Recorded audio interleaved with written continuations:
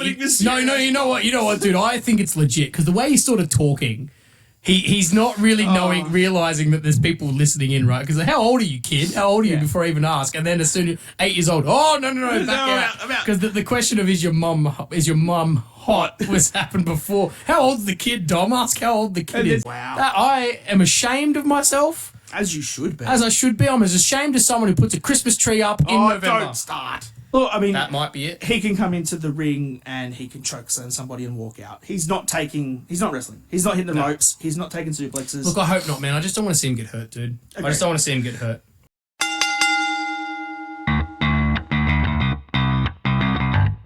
Acknowledge me.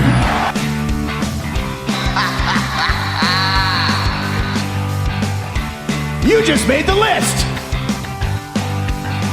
I am the B-E-S-T. I'm better than you, and you know it. Damn.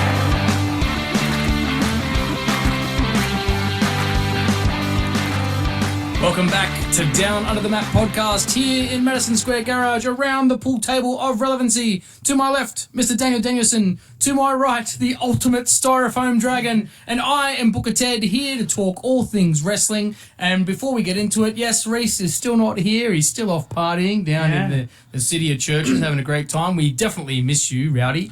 Hopefully you're having a good time. We can't wait till you get back, though. But don't rush. Please enjoy your time off. Yes. And rock on. Yeah, make sure you rock on, man. I'm disappointed you didn't like Sunlodo. I'm gonna I don't even know what you're talking about, bro. I don't even know what you're talking about, mate. I am very much a mainstream man.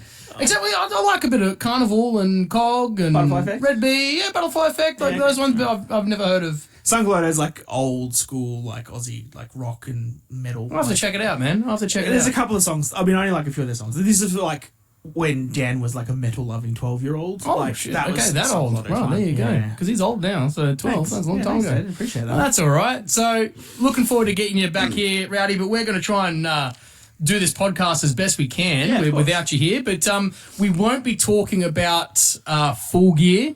Yes. On this one, because we do have our separate episode paper review that we've done already for Full Gear. Full Gear, full review. Full Gear, full review. So go check that out and have a listen for that one if you're interested in Full Gear and what happened there and our take on it. So go check that out. But it might make some of my AEW notes redundant. It might do, but we'll sling through them. We'll see how we go. Maybe listen to this one first and then go check that one out, but we'll see how we go. How's your week been so far, Dan? A little busy week. Yeah, busy week with work and stuff. Had a nice weekend though. Went did the little community day around. There was some stuff across the oval from the primary school near me. Nice. So I went and walked around some stalls and stuff. Got some ice cream. Yeah. It was a lovely little weekend for Beautiful. us. Nice and chilled. Okay. That's about it, really. That's How about nice, you, Ted? man. How's yours? I went camping, actually. That's Morgan cute. and I went camping earlier this week. We had some time off, actually, to go to a horse show and ended up not going. And we decided we haven't been camping for, like, a couple of years. And so we've got all this camping stuff because we used to go camping all the time. We decided, we'll go camping. And we had a bloody good time. The weather was beautiful. The only problem was been a nice week, where we camped. We've camped there before. And we normally like it there because, number one, it's away from anyone. So you can't annoy people. They can't annoy you, right? And there's no reception except for if you walk up onto certain spots on the property. But this time when we were there, for whatever reason, neither of us have changed phone providers, but for whatever reason, you can't get reception in that area at all unless you drive for a good 20 minutes back to the nearest town. I was wondering why you weren't replying to my gifts. Correct. So we actually ended up coming back sort of the night before, because we're going to come back this morning, actually.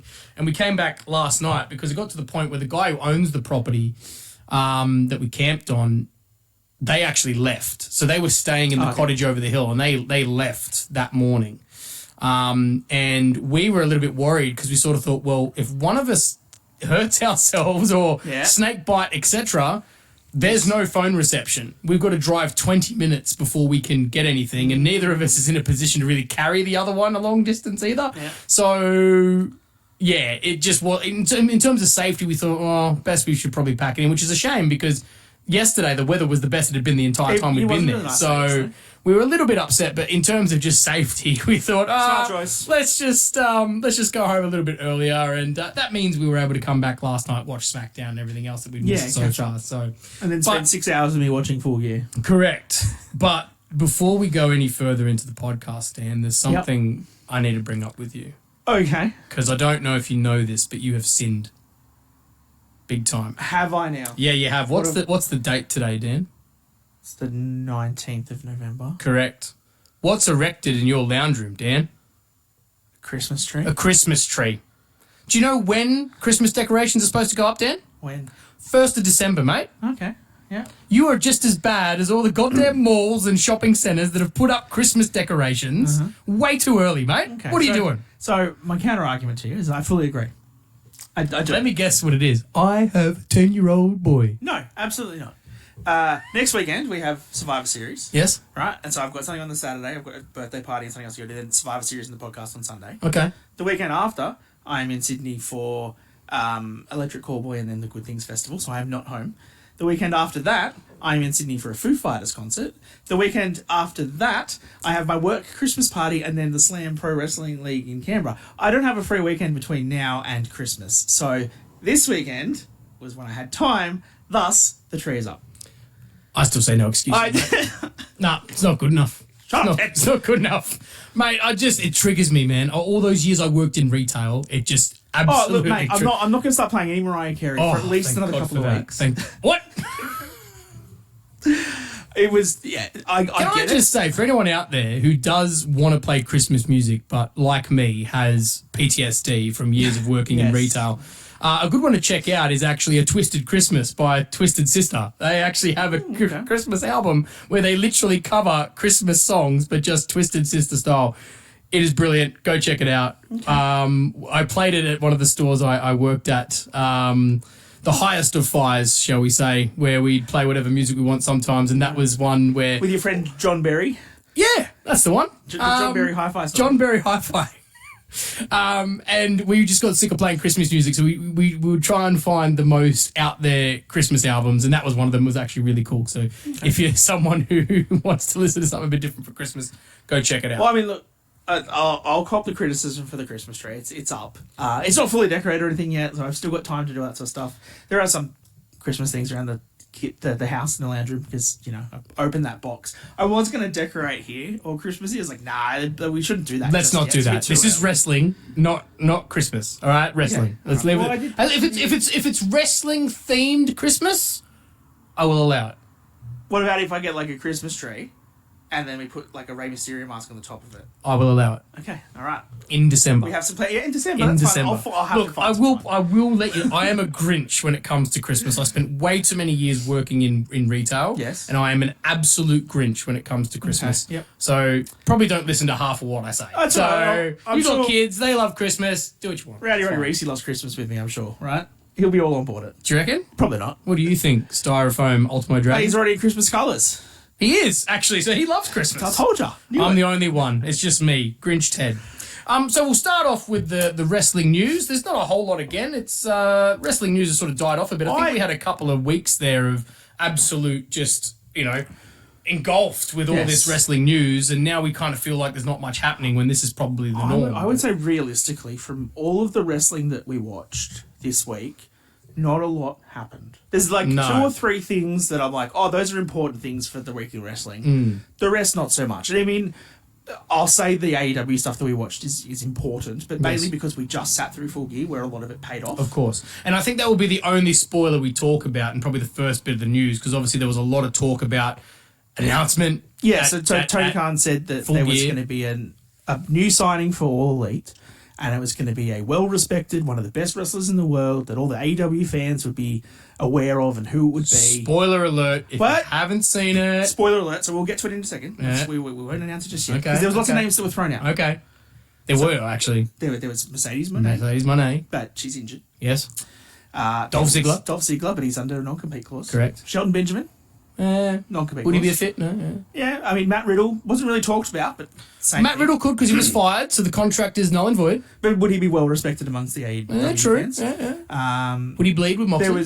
There was talk of Ronda Rousey, but we'll touch on her and Yeah, well, later that news was article. okay, yeah. And then one that a lot of the other YouTube shows and things were talking about was Del Vikingo Okay. as a possibility. Yeah. But most people already feel like he's pretty much AEW as it is because he wrestles there all the time. But considering the announcement was coming at Full Gear, well, it's got to be a big name. it's got to be a big name, right? So the one that everybody thought it could be, the one that fits the bill the most is Will Ospreay. Yeah. But his contract doesn't end until February. Yeah, so he's still shit. contracted to New Japan Wrestling. So surely it wouldn't be him. Yeah, it couldn't be. Guess what, ladies and gentlemen? Spoiler alert. It was Will Will Ospreay. Ospreay. So Will Ospreay will be, they say he's all elite. He'll be all elite from February next year. Yeah, bruv. So if you watch Full Gear, bruv, he has a big talk about it, bruv. So go watch or go listen or watch our review of Full Gear to get the full breakdown of that announcement and how it went down because I don't think it was good. Let us know what you think when you've seen it. Tony Khan being Tony Khan, let's get Mate, it was a bit of a farce. So that is that news. We now know it's Will Ospreay. That's out of the way. Cat's out of the bag. Probably wasn't the best kept secret in the industry anyway. No. I think most people sort of knew that was happening. But that also gets rid of the match that we all wanted to see of Gunther versus Will Ospreay at the Bash Berlin. Oh, that would have been brilliant. Wouldn't but it? then, But it's so good. But then the other thing, obviously, is because I don't know if you did mention the other name. If you did, some people said it might be Ronda Rousey, but obviously that was ruined because Ronda Rousey turned up on Ring of Honor She did. and had a match, a tag match on Ring of Honor. Yeah, so she's been doing indies. She was Yeah. tagging with Maria Shafir in the Revolver matches as well. And yeah, showed up on a Ring of Honor tag match. And the interesting thing for this, because obviously with Full Gear happening this weekend, Yes. they had, what was it, Rampage, So it's Collision first. Collision, Rampage, Rampage. and then they had Ring of Honor after that all in the same All night. Friday night. So anyone who didn't stay, because let's be honest, if you got a ticket to those shows, you probably may have stayed for Rampage in Collision. Yep. But a lot of people probably would have left for the Ring of Honor tapings, which is when Ronda Rousey appeared. Yes. Imagine if you found out afterwards that you'd left. Because that would have been, let's assume they start the night 7 p.m. Yeah. So you got Collision for 2 hours, Rampage for an hour. It's 10:30, 11 o'clock at night. Yeah. Let's start doing our ROH 10. You're all wrestled out, man. 11 o'clock You're on a all Friday wrestled night. out. But also, it was in the same arena. So it was in the Kia Arena in LA, the same arena where Full Gear was today. So if anyone's like a super AEW mark that's gone to it, they've got 4 or 5 hours worth of AEW on a Friday night of all the TV tapings. Then they've got a 5-hour pay-per-view on Saturday. Like, you're checking out. You're not there with Ronda Rousey. And to be fair, they got Bad Reputation, Yep. Joan Jett and stuff. They, like that Yeah, music hit. got everything. She came Yep. out. It's interesting, though, that she sort of played with the fact of being retired, but now is more than happy to do...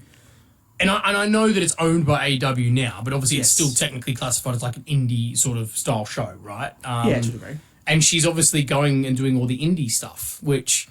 I mean, I don't know. Maybe she just has a problem with the mainstream fans of wrestling more than anything else, because we obviously know that there was a bit of a crappy relationship there with the mainstream fans and Ronda Rousey. Mate, she did like the WWE fans. I don't know how she's going to go on AEW fans. We'll see how we go. So far, maybe that's why she's doing these smaller shows, because less people are seeing it. It's not really on TV, so maybe that's part of it. But yeah, very interesting, because that pretty much, cemented it for a lot of people that, well, it's not her then. That's the announcement Yeah, on the correct. at Full Gear, so it must be this other person more than likely. So It was.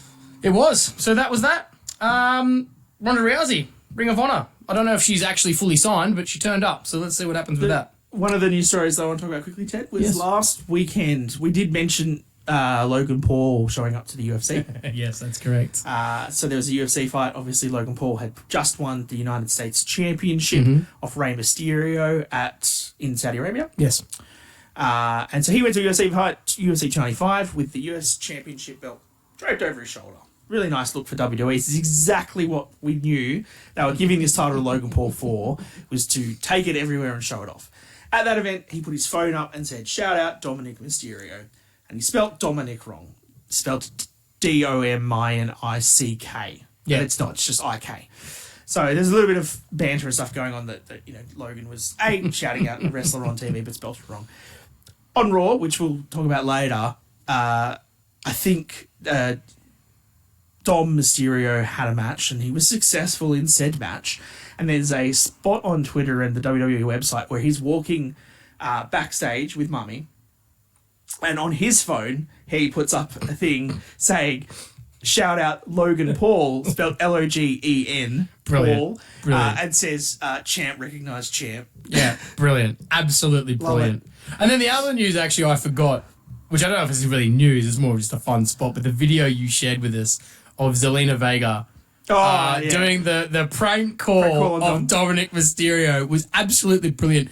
Just go on to TikTok, YouTube, wherever, and look up Zelina prank call. You will find it easily. She pretends to be an 8-year-old boy calling a fast food store to make an order I want some chicken nuggets. for him and her mum.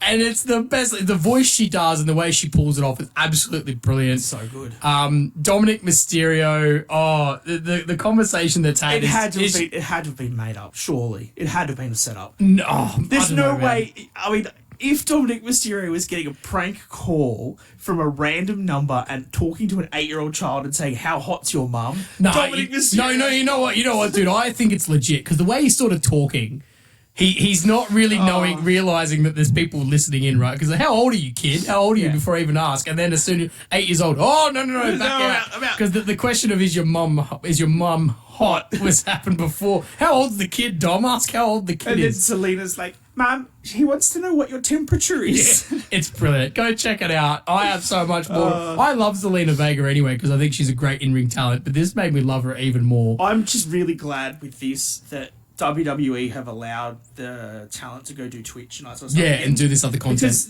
Yeah. 100%. Like them doing their own podcasts and their own content, their own Twitch streams. This is where you get some of this cool, funny stuff happening. Yeah, people But are going to see that and go, I'm going to go check that out because I don't normally watch wrestling, but that was funny as hell. Yep. So Agreed. that was quite funny. Go check it out if you haven't seen it. Zelina Vega, she'll probably end up getting jobs doing voices for cartoons after that, to be honest with you, because she pulls it off brilliantly. Apparently, there's been a lot of talk in terms of signing people. There's been a lot of chat about WWE are interested in Okada I did see this. coming to America, to WWE. And to be honest, now that I've heard that, it kind of makes sense a little bit, considering what the push that we've seen with some of these other Japanese wrestlers already in WWE. So Shinsuke obviously doing his promos now in Japanese with subtitles. And now we've got the reuniting of Damage Control, Kabuki Warriors. Yep. Obviously, they are also getting a massive push, and they're also doing a lot of their talk in Japanese as well. Because I have read that apparently Okada, his biggest pushback on the WWE previously has been the fact that he doesn't want to speak English. Right? He's not comfortable doing it. It's not his first language. He knows he doesn't have as much charisma when he does it. So I think they're trying to show him, hey, we're happy for you to come here and actually speak in your native tongue, and we're happy to do subtitles, and the crowd are happy to read it and see it and do all that kind of stuff. Presented properly, that works. Well, I mean, look, so far it's worked fine, man. I think there's that. It's quite cool as well when they say something, especially when we had the Kabuki Warriors, which we'll get to later in the ring. I should say Damage Control because they're Damage Control still, aren't they? And they're talking in Japanese, and we obviously have no idea what they're saying because I don't speak Japanese, and I'm sure most people that watch the show probably don't. And there's that moment of Dakota Kai does because she's from apparently New because she's Zealand. from New Zealand, and They know. everyone in Asia Pacific speaks Japanese. And obviously there's that moment of, well, what did they say? And it really plays into the story quite well because we don't know what they're saying. So I'd be great to see Okada come over and wrestle in WWE. I have no problem with that.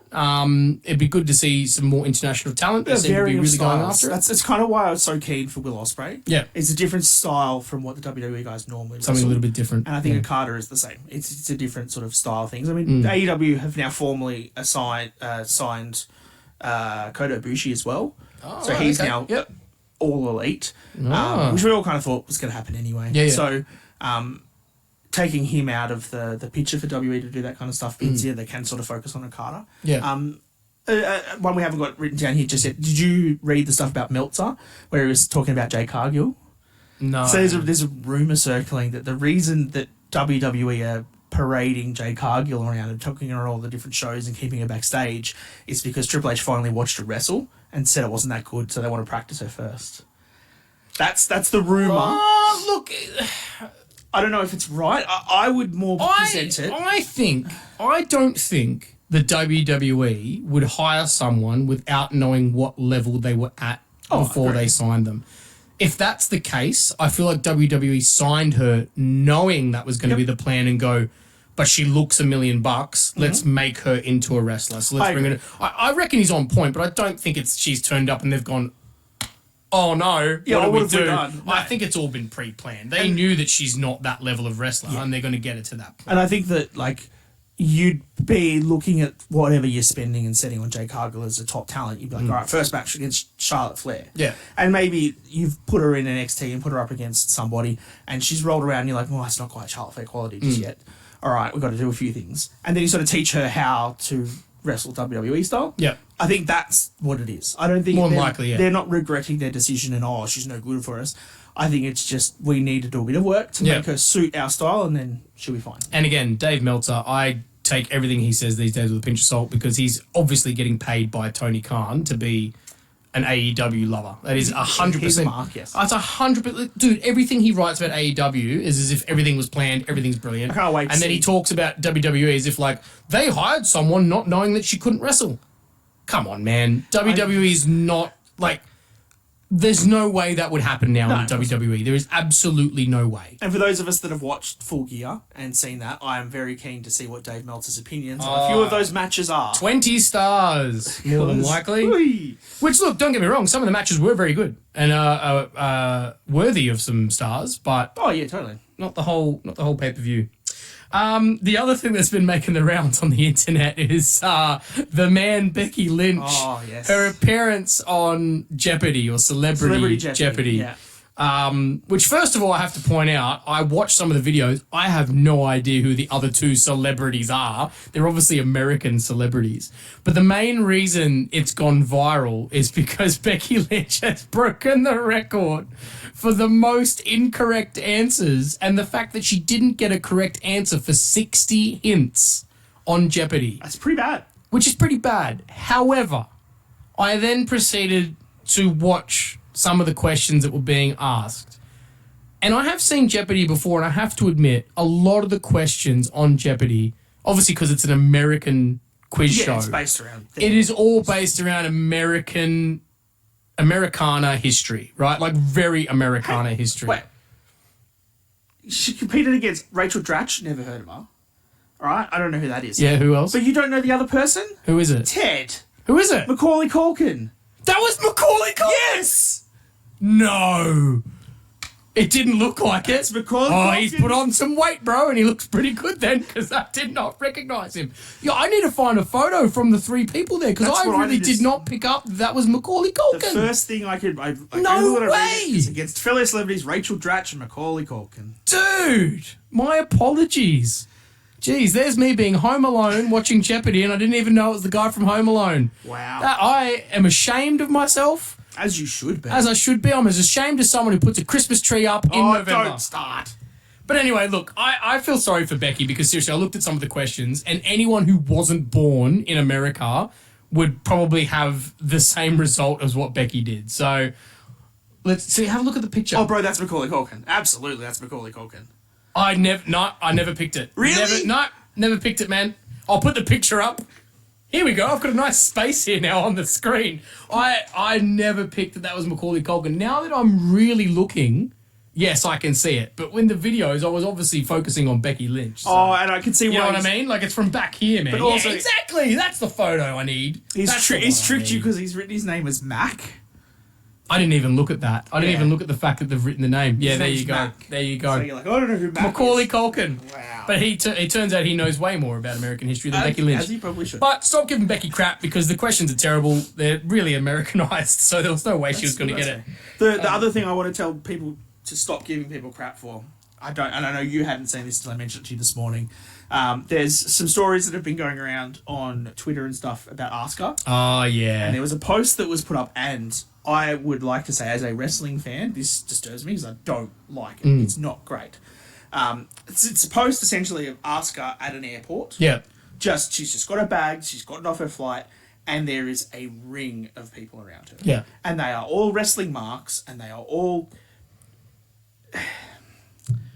stereotypical wrestling fans as to what you what you would assume that kind of a person. Deodorant. And unfortunately, like, I get they're celebrities, right? And if I would mark the hell out if I saw Asuka in an airport. Yeah, but or we would Rhea. because we're on the other side of the world from them and we never see them. Correct. The problem that I have with this was that it was a ring of people around Asuka, and every single one of them had a poster or a T-shirt or something. Hi, can you sign this? And Asuka was just politely, admittedly, standing there signing this, signing that. So there's signing events for that. Show up to a wrestling show and ask her to sign it. Yeah. Don't do it in the airport. If you see her in the airport, you say, hey, Asuka, I'm a really big fan.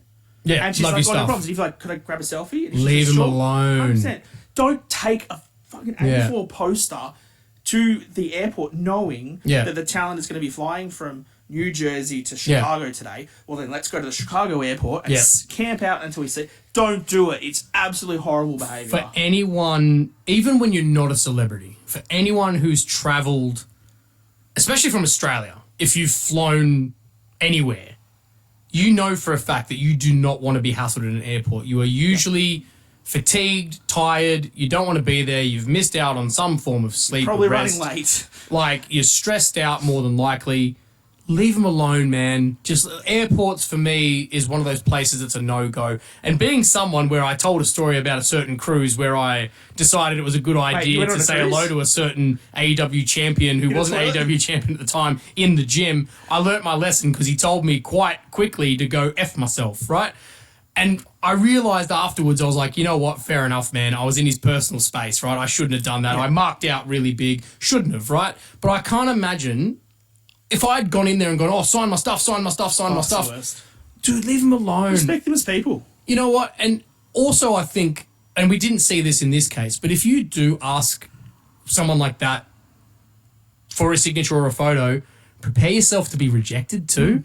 Because I've actually had that too from people where I've said, hey, can I get a photo, you know, celebrities in Australia? And I've actually had someone turn around and go, no, mate, I'd rather not. Yeah. And it's a bit of a shame because, you know, you meet your heroes and you go, oh, they're lovely people, I'm sure. And, you know, it turns out they're normal humans who have emotions and sometimes they don't want to take a photo with a random stranger. Yeah, and sometimes they just want to eat their dinner. And exactly. They want to eat their Maccas and their cheeseburgers at 2 o'clock in the morning after being at Mooseheads. I'm not saying, exactly your point there. Yeah. I'm not saying don't try and, you know, idolise these celebrities and stuff. If there's a signing event, you go to that signing event, you get your stuff signed, that's fantastic. That's what that wrestler is there to do. Yeah, exactly. That wrestler is not there to do that between flights in an airport. Oh, 100%. 100%. It looked really... And the fact that someone was there filming this crowd of people, just bringing posters to it, it's just... Just leave them alone, dude. Leave them alone. Like, I don't know. It's just harsh. I mean, just think about it yourself. If you were in that situation, I know some people think, oh, but you're a celebrity, you should love it. What's going to happen to us when we land in Perth? For Elimination Chamber, we're going to be celebrities over there. Everyone's going to want our signatures and stuff. I think the difference with Perth is no one knows this. We have legions of fans that love and subscribe to this podcast. Please like and subscribe to us on YouTube and Spotify. Like and subscribe. But I think with Perth, I think a lot of the wrestlers will be able to get around a little bit more because obviously the people going to the show are going to know who they are. So the 60,000 or whatever, they're going to be there. But a lot of them aren't going to be there till later in the week. Yeah. And they're not necessarily going to be from Perth, so a lot of them are going to be flying in. I think a lot of them are going to probably be able to get around town a little bit more without necessarily getting hassled. So absolutely. I really hope they do, and I hope to see some of you there. And I promise I will live to my own preaching that we just did, and I won't hassle you, but please understand that we don't get that opportunity. Like, and this is one of the things, and you're going to hate me, that cruise I went on, as I'll refer it to, it was so hard, and I get it, right? Because it's so hard not to mark out. Yeah. We're in a country that is literally a 24-hour flight away from these people that we've watched on TV all our lives. And then when you finally see them in person, it is super hard not to just get overly excited and be like, I want to get a photo, I want to meet them, I want to say something, I want to, you know. So I get it, right? There's times where that happens, but you really just have to control yourself. Well, I talked about that. I'll give them their space. I talked about it with Super Showdown, where I saw the wrestlers at the Crown Casino, and like I said, I met Bobby Lashley. I don't have a photo with Bobby Lashley. No, because I wasn't. Well, you have that memory, dude. Yeah, but I wasn't going to whip out my phone next to a blackjack table at 11 o'clock on a Friday night. Like, hey, can I get a selfie? No, I was just, hey, mate, really big fan. You're huge. Yeah, have a good night. And walked away. Exactly. Oh, we could talk about it for ages, but be respectful, ask in the right places. I think gyms restaurants and airports, probably not the Toilets, best. probably bad Well, idea. toilets in restaurants especially. Oh, definitely. Not a good idea. Cool. So, what? Did you have any other news? I think that's about it for wrestling I think news that was all the this notes. week. I didn't have anything else. The other thing that we've already spoken, but they formalised now the announcement for Backlash in France. Oh yes, in Paris. Yeah, yeah. It's not in Paris. It's Is in it not Paris? Lyon. Oh, all right. I thought it was going to be in Paris. My apologies. Backlash in Lyon. There you go. Okay. So they're really going all out with all these overseas pay-per-views, aren't they? I'm a fan of it. I think it's a good idea. You've got Australia, you've got France, you've got Berlin. There's probably going to be a South America one at some point again. Some point towards the end of next year. You have your Saudi shows. Yeah. Fantastic. Look, I don't mind it at all. I think it's really cool, especially if you get another Puerto Rico style show where the crowd crowd's goes hot, absolutely yeah. nuts. I think that's the challenge to every other country that WWE goes to, is to at least do similar to what Puerto Rico did. I don't think you can outdo them. I don't think that's possible. No. But the challenge is to get to that level and really, especially here at Elimination Chamber in Australia, let's get behind, especially the Aussie ones. Let's get behind them, give them a big pop. For a lot of these guys and gals, it might be their first time wrestling with WWE in front of their home country's crowd. So let's really get behind it. I'm sure I don't have to tell you that. I'm sure we will anyway. That Aussie mateship. We like G'day, mate. G'day, mate. Have a prawn on the bar. Have a great day, Cobber. Get us a slab. So, Potato cake or potato scallop? No, let's not even open up that can of worms, bro. What are they called over in WWE? WWA. It's now the WWA. What do they call it in WA? I think Is it potato cake? potato fritter. I think. Oh, it's I'm not even certain. weirder again. And then the other question I have to ask is, are they the same as South Australia and Victoria, where they have those silly pots instead of drinking out of Yeah, they schooners do. or pints? Yeah, they do. I mean, I have to say, it's kind of weird over here in New South Wales ATT where we have places that have schooners and pints. It's a bit weird. Usually it's half pints and schooners and middies, but now they just serve all of them. Throw them all together. Why So, not? but just give us a pint, man. Give me a pint. We're going to have many a pint. Well, you know what? Don't worry about This that. has nothing to do with wrestling, but apparently the reason I heard that they don't serve pints in South Australia and Western Australia and these other places is because it's so hot. And the drink warms up really before quickly. you can finish so it. apparently that's why they have smaller servings, so you can keep it cold and drink it. But then my argument is we'll just drink faster. Just drink more. Drinking too slow. So anyway, yeah, WWA, you have now been your Western Australia. World Western Australia. On to AEW, I think now, if that's it for the news. Now, obviously, we already mentioned we've done a whole nother podcast about Full Gear. Go check that out if you haven't listened to it or seen it yet, because we're not going to talk about Full Gear here because there's just too much to talk about already. So, Correct. AEW up to Full Gear. What have we got, Dan? I'll roll through the AEW stuff because, like I said, a lot of the storylines and stuff from Dynamite, Rampage, Collision all concluded, hopefully, at Full Gear. Cool. First match they had was Utah and Mox, so John Moxley to the Blackpool Combat Club against Hook and OC. Fine match. Point that I made here, this is a specific point that I made, was that John Moxley completely no-sold the orange punch. So he got punched with it. He young bucked Boom. him. Completely no-sold it. Oh, God. But then he won and he pinned Orange Cassidy. And so I then said here, well, that means he's going to lose the pay-per-view. Okay. Yep. Spoiler alert, because those of you that have already watched our Full Gear review, it took 6 orange punches, but then he beat Moxley because he completely no-sold it. Only 6. Jesus Christ. Hangman Page cut a absolutely insane promo on Swerve Strickland. It was the best mic work. You've talked about this a lot, so I need to go back You and do have need a to look watch at it this. because It you've was- mentioned it many times. It was about 2.5 minutes, 3 minutes. He just cooked him completely, just said that, 2 years ago you got fired, your wife doesn't want to be with you, your kids don't want to talk to you, and Prince Nana buys his weed off a 16-year-old from high school. And on this weekend, I'm going to destroy you, I'm going to beat you, I'm going to steal his weed. Sick, absolutely great promo. Swerve didn't even say a word. Didn't get a word out at all. And I need to see this because we've talked a lot about Hangman Page. His biggest flaw has been on the mic. This one, And you're here telling me that he's given one of the best promos. Maybe what you need to do, right, Is watch AEW. is break into his house, threaten his child, and That's all it took. then maybe he can cut a promo on you. Oh, jeez. You set the bar pretty low on that, right?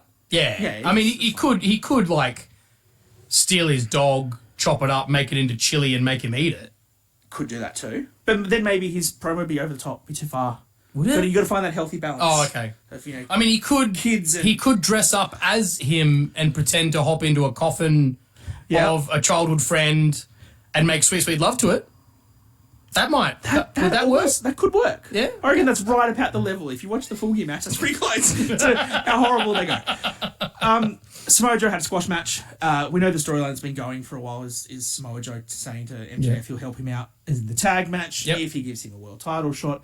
The reason I want to touch on this match is that if you need to go and Google on Twitter the photo from this match. So everybody knows the Samoa Joe spot. Where I'll say it now. I will put the photo up. Please do. Because this is a brilliant photo. The spot where someone goes top rope to jump at Joe and he just walks away. That spot, fantastic. Yeah. This is the best one I have ever seen because the guy climbs the He's an absolute jobber. Don't even remember what his name is. He's not even whatever. He gets up top, he jumps, Joe turns around, and the guy's mid-air, he looks at him, he's like, what the... As he lands. That photo is immaculate. Yeah. It'll go down as wrestling pop culture. Oh, completely, absolutely. Yeah, it'll be up there with like photos of Jeff Hardy being speared by Edge and stuff like that for sure. The title Yeah, thing. all that It'll go kind in of the stuff. wrestling It loop. is brilliant because obviously Samoa Joe's done it many times in his career, but this one has just been pulled off so well. And you'll see the photo. It is brilliant. The look on his face midair is just absolutely awesome. I put a comment in here that Excalibur is a horrible commentator, which we've discussed before. I think he kept saying Quesadora. Someone kept on doing a quesadora throughout the night. And I didn't know what a quesadora was. And then I watched one of the matches where Do you mean a quesadilla? No, not a Isn't that a quesadilla, food 'cause that's thing? like a taco. That's what Deadpool loves. Yeah. No, this was a quesadora. And I believe it's an arm drag.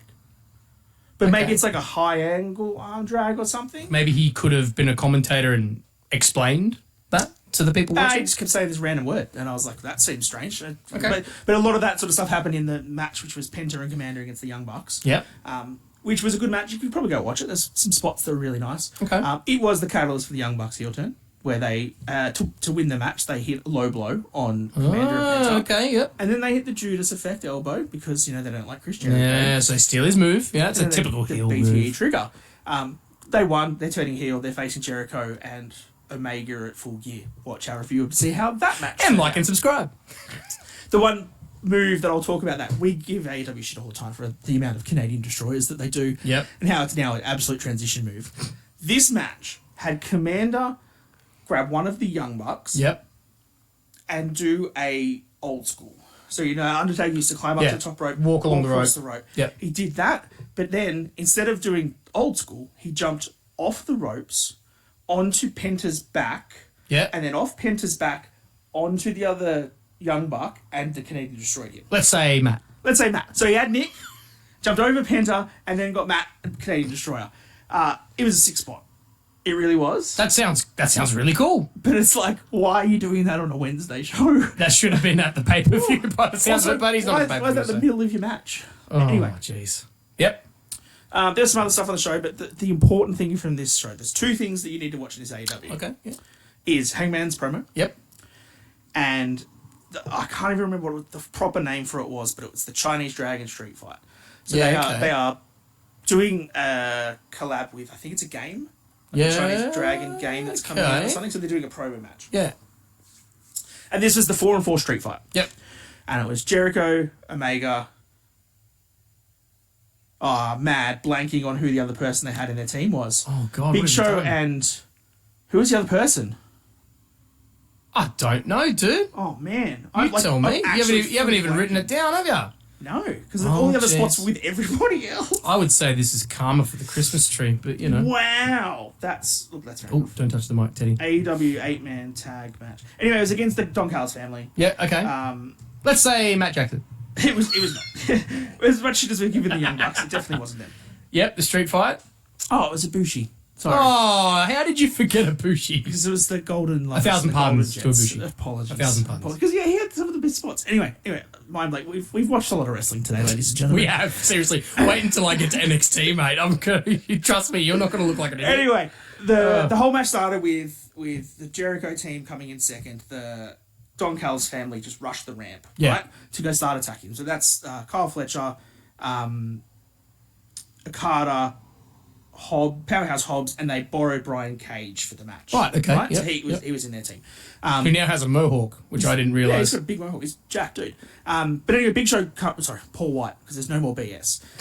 He can't move because he's a really big guy, right? Yep. So essentially the way they started the match was they all rushed the ramp and Kyle Fletcher just ran at Big Show and sort of punched him a little bit, and Big Show just grabbed him and chokeslammed him straight off the stage through a table. That convenient table that's always placed next to the stage that AEW has. Straight through that. I'm sure it was like catering for the cameramen or ring guys or something, Yeah, you know? it's just a table. There's a reason for it to be there, surely. Of course. So he went straight through that table.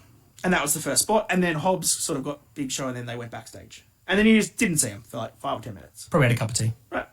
The rest of the match goes on. Everyone's doing brawling spots. AEW can't keep up with the camera as to who we're going Yeah, for. that sounds familiar, yeah. The big spot with Big Show was that they eventually cut back into like the car park area. Yep. And they're up on some like crates. And the crates are parked. There's a car parked right next to the crates. How To the point where, like, convenient. very convenient because you couldn't get out of the passenger side because the American sits on the other side. So the passenger side was right against the edge. Like no one could get in and out of that door. It was parked way too close to where they were standing. Right. Conveniently. Convenient. Because Powerhouse Hobbs then just grabbed Big Show, picked him up, and just slammed him. It looked awkward, but also Big Show's 500 pounds, give or take. It was a big effort. Slammed him onto the car. Didn't quite smash the windshield, Yeah. so he wasn't aiming for that. But it dented the car, surely. Yeah, but also like it wasn't flat on the bonnet. Like if he just goes boom on the bonnet, you would see he'd just go crumbling underneath. Yeah, of He course. kind of hit the hinge between the bonnet and the thing, so Big Show hit it and then just rolled off. It was a bad bump. Well, you know what? You guys called this. You called it when you said he's literally going to be there to make Hobbs look big, and that's what's exactly happened. what he did. And I think what you've just described has confirmed that he can't have a match. Because obviously No, God, they no. set it up so that he didn't have to go down to the ramp to the ring. Yep. Went out the back so they could set up the point so you don't have to see him climbing anything. That might be it for Paul White. Well, I mean, That might be it. he can come into the ring and he can chokeslam somebody and walk out. He's not wrestling. He's not hitting the ropes. He's not taking suplexes. Look, I hope not, man. I just don't want to see him get hurt, dude. I Okay. just don't want to see him get hurt. This match was ridiculous. There was Yeah. some very crazy spots in it. One of the things that I wanted to touch on was that Ibushi got a bike. Because it was the Chinese Dragon Street Fight, so they always ride bikes over in China all the time because traffic's so horrible. That's, I guess, the story that they're telling here. And he rode a bike down to the ring with like a pole. Yeah, And he okay. hit Kyle Fletcher with a pole, and then as he came around, Brian Cage just clotheslined him straight off the bike and he landed on his neck. Well, it was a big clothesline. And then at some point they got the bike, put it into the ring, and they started hitting people across the head with the bike, so like using it like a chair. And then Ibushi, I think, brainbusted Kyle Fletcher onto the bike, lying in the middle of the ring, just brainbuster onto a bicycle. Because Right. that's what happens, right? Okay. Fair enough. Once Hobbs had finished with the Big Show spot, he came back into the ring and he hit the world's most dangerous slam. Do you know what that move is? Is it something similar to the world's strongest It slam? is the world's strongest slam. But now it's become dangerous. It's called the world's most dangerous slam. Of course it is. Because they can't call it the world's strongest slam. Of But, course it is. they do. But anyway. So that happened. Then they eventually got Hobbs and they duct taped him to the ropes. Because they seem to make that as a spot in AEW at the moment, where they duct tape people to the ropes. AEW is single-handedly keeping the duct tape industry Absolutely. in business. There was a very funny spot where everything was going on and they were all beating up Omega in the ring. Yeah. And you could just see Ibushi just walking around outside. Just Like, having a stroll. He just walked out and you're like, go. Obviously, it's He was not looking his, for his bike. It's not his spot and he wasn't He meant was to do looking anything. for his bike, man. Just walked across the frame. That's a bit sad. Okay. The finish was, one of the finishing moves was that they'd set up a sign on some chairs on the outside. Kyle Fletcher got Ibushi, and then pile drived him from the ring apron through the sign through some chairs.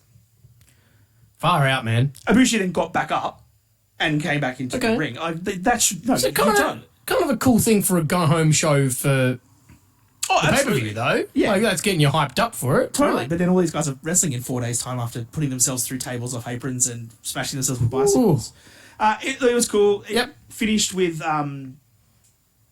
Kenny Omega and the good guys all winning. Yep. Obviously beating the family. Yeah, absolute spot fest. It's definitely time to go and see it, but really didn't progress much. No. It's cool. Okay. Fair enough. Very AEW. And then, Rampage Collision, there was not too much that I wrote from that. A lot of it, like I said, goes towards Full Gear. And what happens in that. So well, it was all in one night too. It was all in one night on the Friday. You found out insane. Samoa Joe was tagging with MJF for ROH titles. Spoiler alert, they retained. There was a funny point that when Dax Harwood had a match, they actually wrote on the thing on the big screen, it was Dax Hardwood. That's kind of funny that they spelt his name wrong. Turns out he's also doing some online content, if you know what I mean. He's got his own OnlyFans. And then, the one spot that I did send you guys in the chat was that Spanish Fly.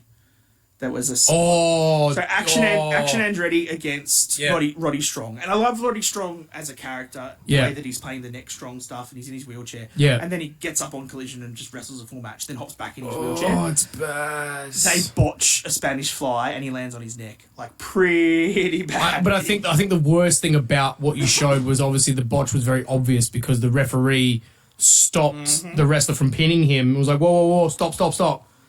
Whereas normally he probably would have just countered, but he straight away knew, and that obviously made it very obvious that something had gone and thankfully wrong, he got up and finished the match, so he's not injured. But it was Ooh, bad. But dude, this is the danger of the amount of moves that they're doing. How often? I'm surprised that we don't see this more often. Like, you're doing moves of that, danger level. Yeah, it's going to happen, and obviously we don't wish it to happen to anyone, but. I'm glad he was okay and able to finish the match though, because when you showed that video, man, that was scary. Like that was, it was definitely like if you see it, it's definitely no worse than what happened to Big E. If you're familiar with when he got dropped on his head with that suplex, it's about the same. I think that the only thing in Strong's favour here is he doesn't weigh the same weight as what Big E does. So and he's so neck strong. That's true. That's the thing. True. Yeah. That's AEW. Like I said, a lot of that then goes on to Full Gear. So go watch our review of that. Like and subscribe. That'll tell you how all those storylines played out and progresses, some of the stuff with like MJF and Jay White and Bullet Club and all those things. Fantastic. AEW. There we go. Hopefully a bit of a reset after that pay-per-view tiew. Let's see some new stuff moving forward. Exactly. But who's the devil? Who is the devil? They've sort of paused that for a bit. All right. On to WWE. On to Raw. And I'm also going to try and do NXT after this. So because we've got no Rowdy wish me luck. And I tell you what, Rowdy, I didn't realise how much I was going to miss you, dude. Just saying that right now. Like, NXT is going to be tough when we get there.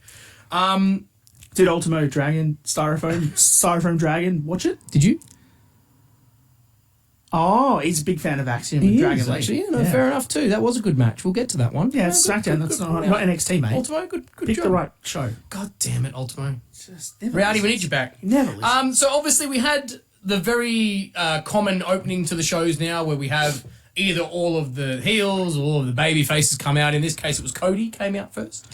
Then followed by Jey Uso, then followed by Sami Zayn. Yeet. I love the fact that he's got the shirt with Yeet on it now, and that's what the crowd is chanting. It's brilliant. I did comment that they all had their own intros too. They all fully played out their music. Which is very interesting. And then obviously Seth came out. I did notice that the crowd wasn't as wooey with Seth as they have been previously. Saving it for Sammy's woos. Well, I feel like crowds are starting to get sick of him, a little bit like we've been talking about. No. Just a little bit. No. Just a little bit, because there was that, he stood there to have them sing.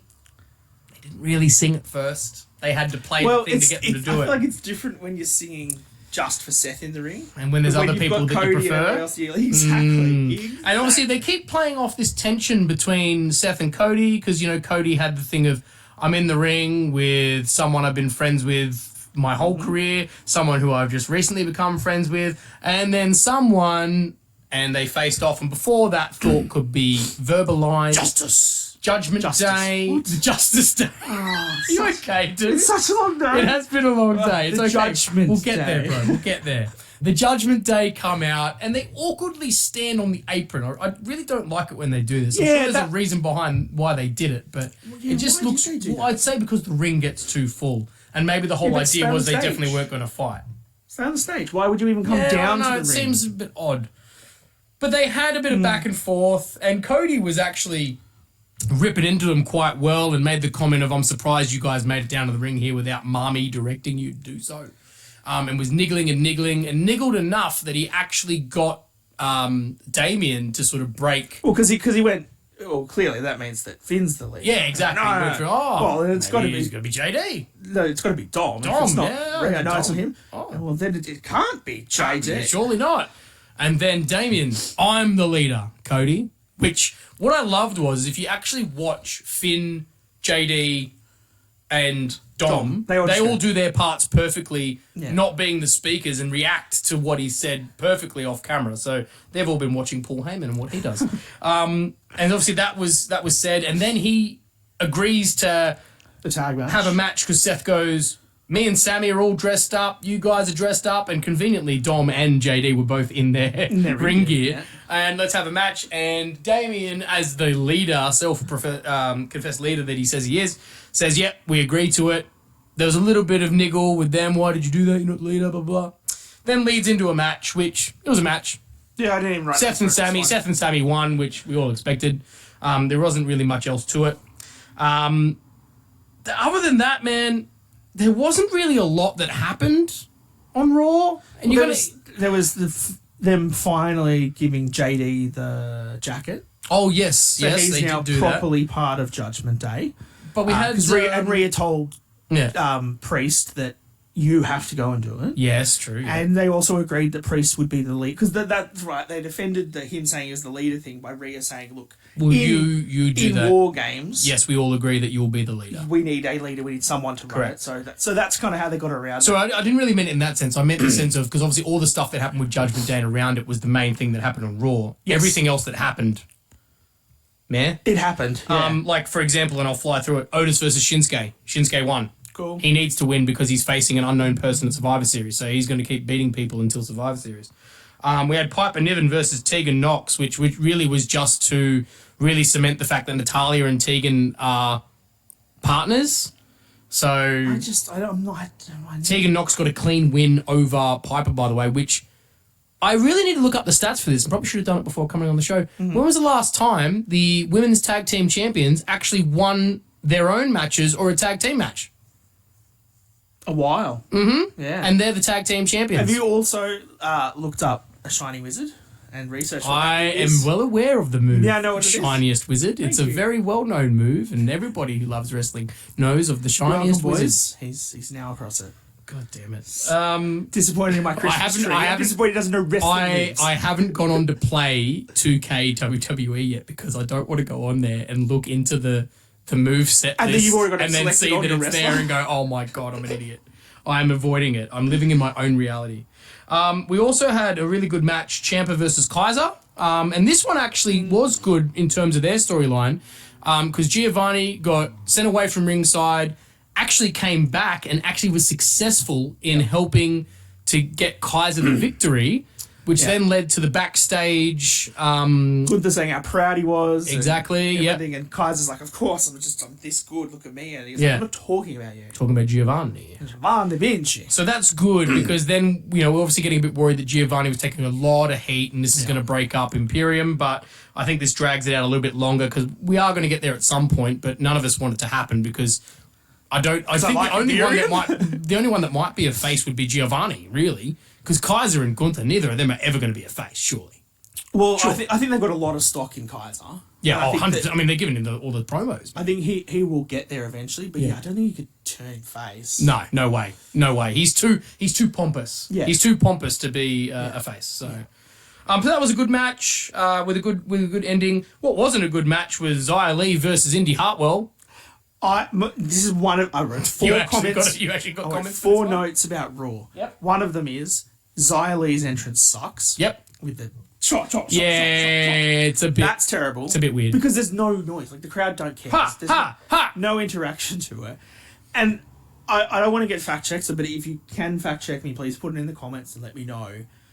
I believe that somebody said that when they announced her, she's from Chingchun, China. I don't know if it's a real place. I don't know if I just misheard it, but it is a very awkwardly announced place where she is from. And I know specifically that Samantha Irvin, when she does announce the male wrestlers, it's from Westbury, New Massachusetts, weighing 242 pounds, John Cena. Yeah. And with the women, it's from Boston, Massachusetts, Charlotte Flair, right? She doesn't put the weights in, which is fine. Yeah. Because obviously that's a thing. But Yeah. like, I feel like this was a really poorly chosen something China, very generic location. Unless we are just very uneducated and it could is be that actually too. her. Look, I'll look it up and I will try and find it and put it in the podcast. I'll see if I can, whilst you discuss the rest of No, that's that fine. long match. But I mean, this match ended horribly because the match itself wasn't that fantastic. The crowd obviously was not interested. Do you reckon it's Lee, L-E-E, or L-I? That's a good question. So I mean, read just on- put in WWE, mate, and it should come up, surely. And then find that info. But the way the match ended was another terrible one because it was another kick to the head where the referee stopped the match due to concussion. She is from Chongqing, China. Chongqing. So maybe it was mispronounced. It just didn't sound great. Maybe it was just mispronounced. But the match ended horribly because it was another ref stop of, concussion and all that.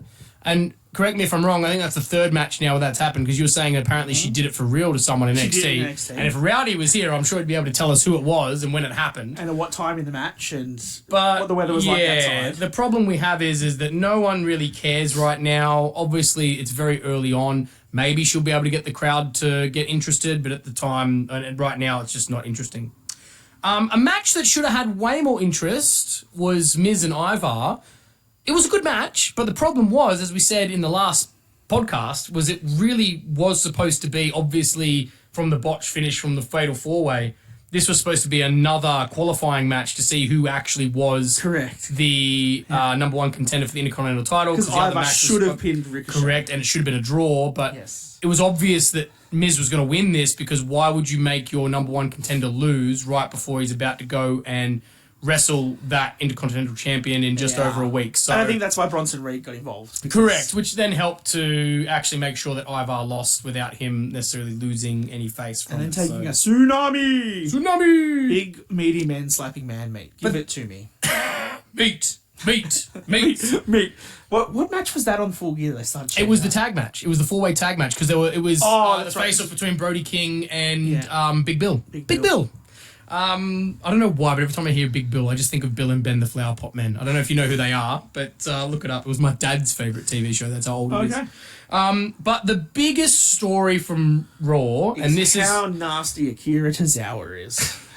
You have to mention him Zawa, every time, don't nasty. you? Nasty. That backstage segment was fine. I think It was fun. The Creed brothers trying to say that, maybe you should learn from us. And not Tozawa, Chad Gable being like, excuse me. I just don't know how I feel about making the entire tag section a comedy thing. Well- Well, that's kind of what they're doing at the moment. 100%. Because as soon as you say the word tag team championships, Xavier Woods and the New Day Yeah. show up. Oh, Talk about hello. us.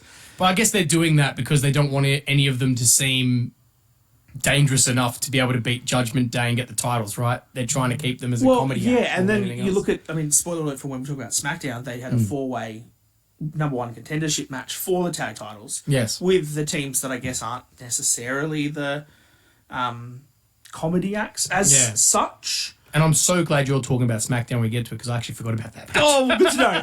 Fantastic. It's such a great podcast. We spare no expense. Roddy, we need you back, what I'm buddy. here for. Rowdy, come back. So the main event was Judgment Day defending their titles against Cody and Yeet. And I think everybody had the same reaction when this was announced the week before was, again, really, again. But actually turns out it was a match set up so there would be a major revelation in the storyline with the Judgment Day. Yes. And that's because Drew McIntyre Three. turns up ringside, claymores Jey Uso, which helps Judgment Day get the win and retain their titles. Then Drew proceeds to walk up the ramp, stands at the top. Everyone's favourite mummy Oh, comes yes. out, stands next to him. They look at each other and they shake hands. And then Drew exits. And the show ends. And that's how the show ends. So very exciting to actually see something happen with all this. Obviously, we still don't have any questions answered, as in, Is he part of Judgment Day? Is he just aligning with Judgment Day? Is he going to be the fifth in War Games? But I'm pretty certain that will cement the fact that he will be involved in War Games. I would assume so. To what level, if he's actually joining the Judgment Day, hopefully we'll find out this week. But that was a good way to end the show. The 2 points to that I remembered from was when he claymores Jay and rolls him into the ring. Finn Balor sells that perfectly. Because he's shocked. Finn Balor's just like, what is this? What do I do? Okay, I'll pin him. And then he pins him, and he's like, what happened? Yeah. And the commentators obviously said how that was. But then, as soon as Drew got to the top of the ramp, the commentators shut up.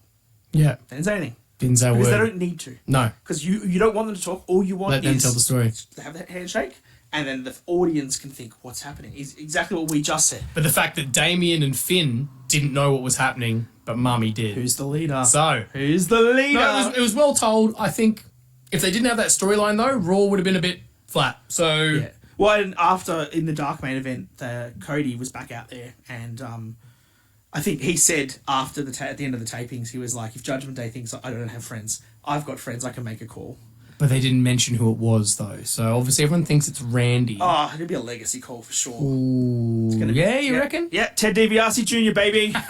It's going to be in for Survivor Series. Or maybe his father, the $1 Million Man? No, it'd be interesting to see. It'd be interesting to see. So that's Raw. That's Raw. All right, Ted, you've got NXT. Wish me luck, man. It's on you. Okay, before I get into some of the highlights, I'm going to point out, for anyone who does watch NXT, I'm not going to talk about a lot of it because I need to point out, number one, they squeeze an absolute shitload into their 2 hours. And obviously, they do that for a reason because it's a developmental show and there's a lot of people on there they're trying to give airtime to. I'm not saying it's a bad thing. That's obviously the way this show works because they're trying to give people airtime. They're trying to make them stars. But right? it's a wrestling show for ADHD people. Oh, it's just dude, there's a lot going on and you can't look away for a second. So I can't talk about everything because it's just not possible. But one of the other things I want to mention is the only bit of feedback I think I want to give to WWE about NXT and to maybe get more people watching is put people's names up whenever you have the backstage stuff. I've noticed that too. Because they come up with things and I look at it and go, who the hell is that person? I have no idea who that person is. And I'm not trying to be disrespectful, but you've got to understand that a lot of wrestling fans don't watch NXT. Right? They just don't. Most people watch Raw and SmackDown. Mm-hmm. NXT, there's a reason that it's a developmental show and they have such small arenas because nowhere near as many people watch it. Well, I said the same thing on the Full Gear thing around the AEW stuff. Is that a lot of people watch Dynamite, but they don't get Rampage or Collision. So when a story happens with Chris Statlander and Sky Blue that happens on a Saturday night that no one knows about, when they show up on Dynamite, like, what is this? I don't understand. And so the positive to that for the NXT side of things is when Axiom, spoiler alert for SmackDown, shows up for a match against Dragon Lee, they show a video of Axiom for 30 seconds. So you know who it is. I know who he is. Correct. And that was my main problem with watching the show. There was a lot of times where I had to go, I don't know who that is. I'm struggling. I don't understand the backstory. I don't know who is related to this. I don't know who this person is. It was just a bit of a struggle in that sense. And to give you a bit of an idea, because I know there might be people that get a little bit offended and go, what do you mean people don't watch NXT? SmackDown had 2.2 million viewers. Spoilers. Sorry to take your stat, Dan. It's all right. It's fine. You can take it. NXT averages usually about 800,000. Is it 800,000? I'm sure it's less than that. No, surely. NXT's better. Because remember so less than half. when there was the Wednesday night, Tuesday Night War or whatever it was. Oh, yeah, true. It was about 800,000. Less than half. So a lot of people don't. Yeah? So just help us out, put some names up. But in saying that, there was some great action on there. So in terms of the actual highlights, there was the NXT Tag Team title match at the beginning, which was between Chase U and the tag team they went against didn't actually have a name. It was the Italian guys. So one of them were the was ones that used to be the champions. The Don Tony and D'Angelo. Lorenzo, yeah. But they didn't have a tag name, which I found a bit odd because it was very hard because they kept referring to them as the two individuals. But Chase U actually lost because they were doing some sort of fun storyline where Chase, the main guy from Chase U, has done some sort of naughty thing outside of wrestling, and essentially what happened in the match is they had all their university followers in their university jumpers, and right near the finish, they all got up and walked out in protest at Chase. This is definitely more... It's definitely a more WWE soap opera thing. Yeah. But it was interesting, right? Because that distracted him. It got these guys the win. So it was interesting. It made me go, oh, what's going on there? It makes me want to look it up. There was an interesting backstage segment between Dom Mysterio and Baron Corbin, having a little bit of, hey, got your back, I'll help you out, fist bump, yep, there for you if you need it. Heels. Yep, so very interesting there. So I think that what that then proves is that Baron Corbin is now the leader of the Judgment Day and going to be the fifth man for Survivor Series. Possibly. You never know. But then we had a Supernova session, which I have no idea what that is. All I know is that Alpha Academy came out, and I know that the Heritage Cup, the holder of the Heritage Cup is Noam Dar. Yes, he is. So he was the main one talking to them, and they were joking about the fact of, well, I beat Akira Tozawa, he's got no chance. No one can beat me for the Heritage Cup. His team's called the Metaphor. Oh, the Metaphor. There's okay. 4 of them. So, It's Metaphor. so why Supernova sessions? I don't get that. But anyway, so These are all anyway, Reese questions. He's not here. They were joking about the fact that, and they were making it out as if the next challenger for the Heritage Cup was going to be Otis, because he stepped forward, and Maxine's talking about your next challenger is strong in the hips and very sexual and suplexes people, but then started saying he's a so many time tag team champion. He's a this time champion. Blah blah blah. Former Mr. Money in the And Bank. Chad Gable slowly walks past Otis to the front. Surprise! Chad Gable will be fighting Noam Dar next week So for the Heritage Cup. is this a way that WWE have just decided that we've got the Creed brothers and we've got the Alpha Academy, and we need to have a academy of people, group of people on one of the wrestling We can shows. only have. There can only be one. Creed brothers to Raw and Alpha Academy back. There out can to only NXT. be one. Can't work together. But then I guess, is that how they get Alpha Academy down there and then split Chad Gable so he can come back by himself to beat Gunther Without Otis Otis and potentially. Tozawa. Look, I have to admit, Alpha Academy and the way they're going, they seem like a better fit for NXT with what NXT does. you break 'em I know, apart. but with Akira Tozawa and stuff there and all the Tozawa power, joking man. stuff, man, I don't know. Tozawa's So anyway, I nasty. reckon that'll be a good match to watch. So keep an eye out for that one. Heritage Cup match. There was a Warrior Tea ceremony between Xia Li, your favourite, We already and said she does something. the NXT champion. Is it Lara? Lyra Valkyria. Lyra Valkyria. It was very, very weird. I don't think it actually helped the storyline in any sense. Not for me, because I haven't been watching it. Maybe for people that are more familiar with it. I don't know. Then there was a match between Trick Williams and Joe Coffey. And I have... Whoop that trick. So I have no idea who Joe Coffey is. I've heard of Trick Williams. I've seen a bit of Trick Williams. And I now am kicking myself. Coffey's the third man with one of the NXT groups. I know, there was many on there, dude. It was hard to keep track of. But Trick Williams, my main question from this is, why the hell is he not in the main roster? He's so good. He is very good. And he looks $1 million. Like, I'm just going to put it out there. He's better than some people on the main roster in terms of actual wrestling ability. I think him and Mello both are. Uh-huh. I have a feeling that because there's already a certain someone up in the main roster, Where's that? something ricocheted in here, that maybe they're keeping them away because someone else is taking that spot. But anyway, go watch him. Controversial. Yeah, I'm going to say I reckon a lot of it is HBK. he Just wants him. saying to Hunter, Just hey, build him up, build him don't up. strip me of everything. Yeah. Leave me a couple of the good ones. Don't pull that trigger yet. I just give me some more time with them. I'll get them WrestleMania quality for Yeah. you. Just leave them with me. No, it's good. please. If he doesn't turn up in the Rumble or the Raw after Mania, I will be absolutely both of them shocked. have to get a spot. In I reckon they do. I think they'd be good as a feud against the Street Profits, perfectly. I think that could be a good way to get them in there. But anyway, if you haven't seen... Throw them on Raw against the New Day. Oh, even better. If you haven't seen Trick Williams and Carmelo Hayes. go check them out. gonna be a You sick will not feud be when they do it. disappointed. They are very good. Yep. I'm going to skip over those because they don't matter. The main event was... Sorry. The main event was Wesley versus Baron Corbin. Yes. So this was very interesting because before the match, there was a backstage segment between Ilya Dragunov, who's now the NXT champion, with Wes Lee.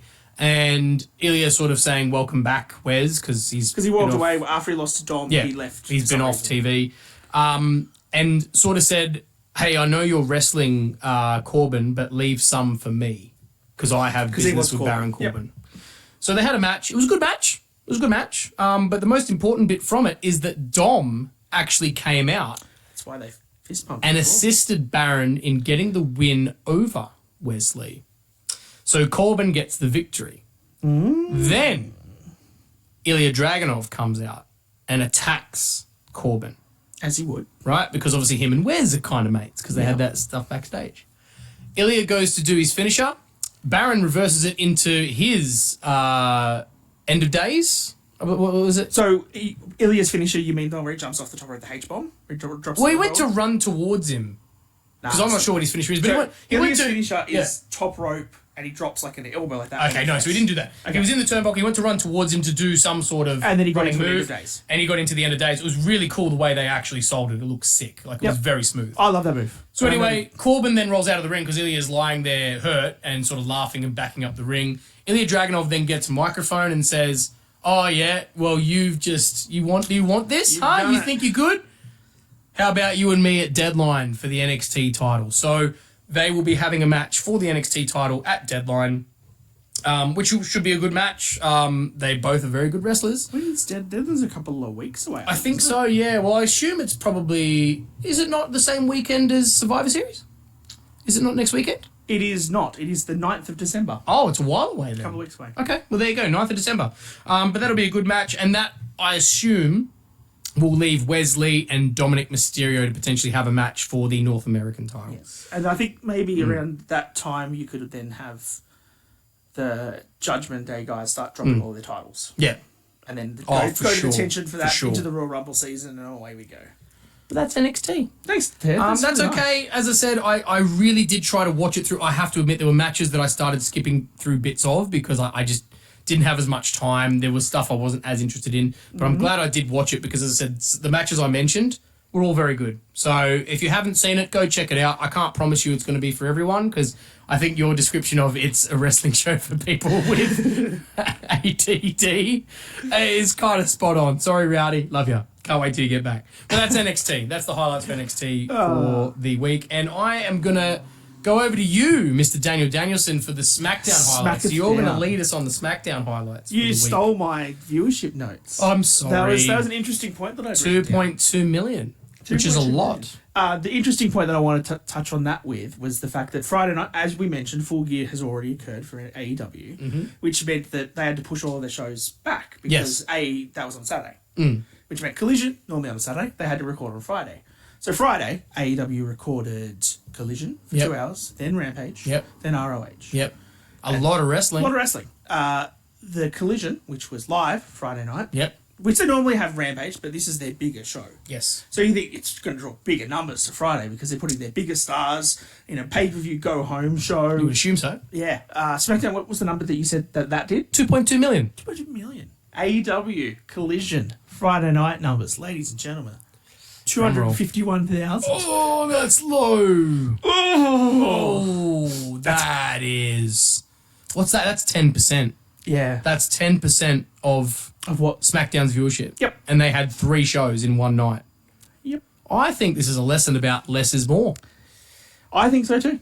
Seriously, it's too much wrestling. Like, if there's too much to watch, you will then be very selective about what you go and watch. They need to take back the amount of shows that they have. Raw should go back to 2 hours too, by the way.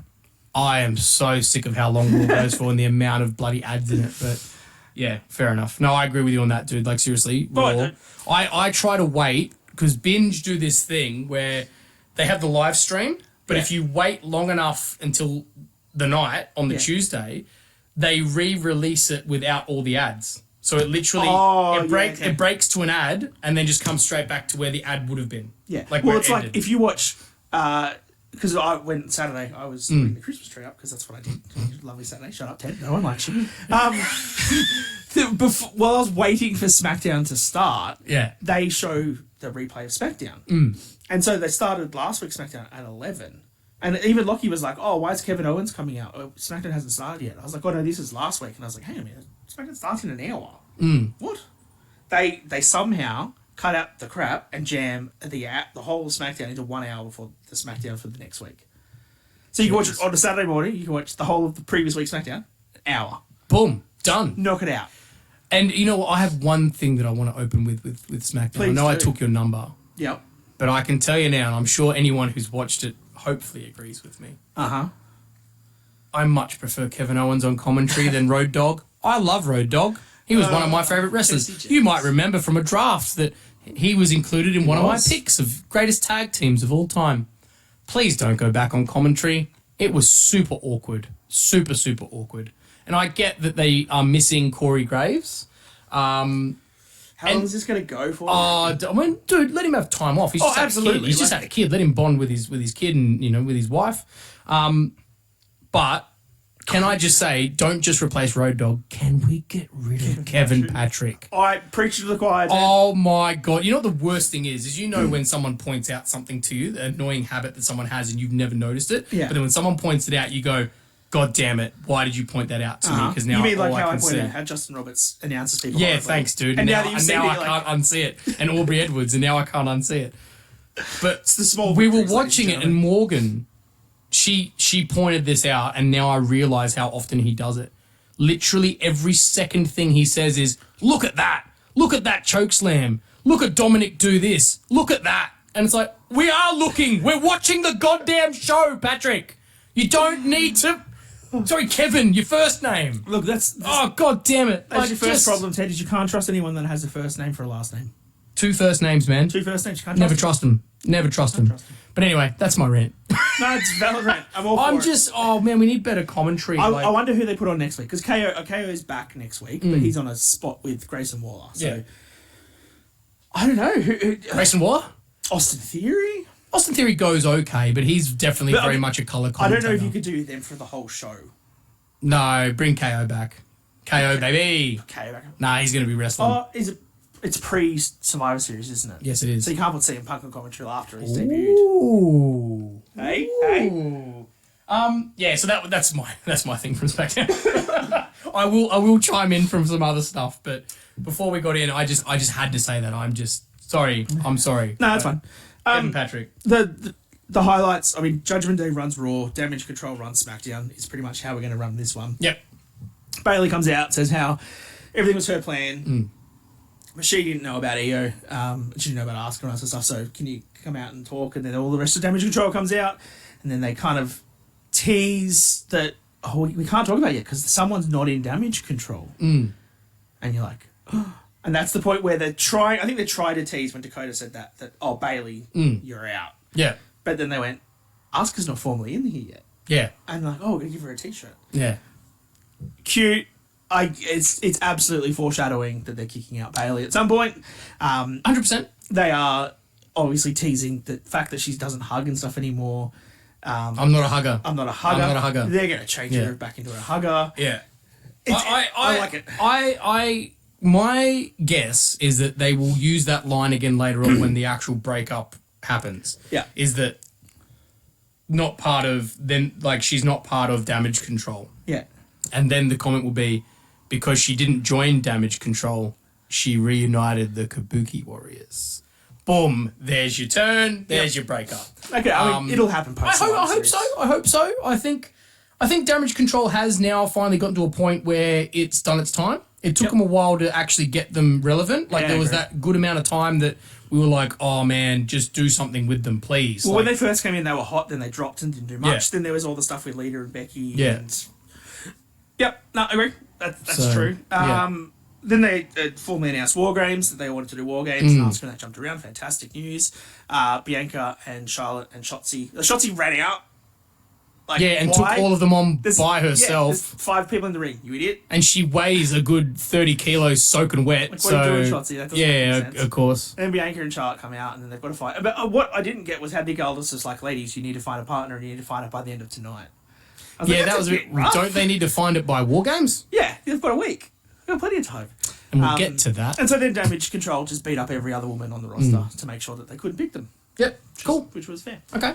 The only. Oh no, we don't get the brawl yet. That was later on, wasn't it? I don't. Let's just talk about the things. I'm not doing this. You want to talk about the whole thing? Yeah. Okay. So then obviously they end up having a brawl because they all face off near the end of the night, and it turns out that they don't have any friends. the Charlotte has to call someone because she knows about betraying friends.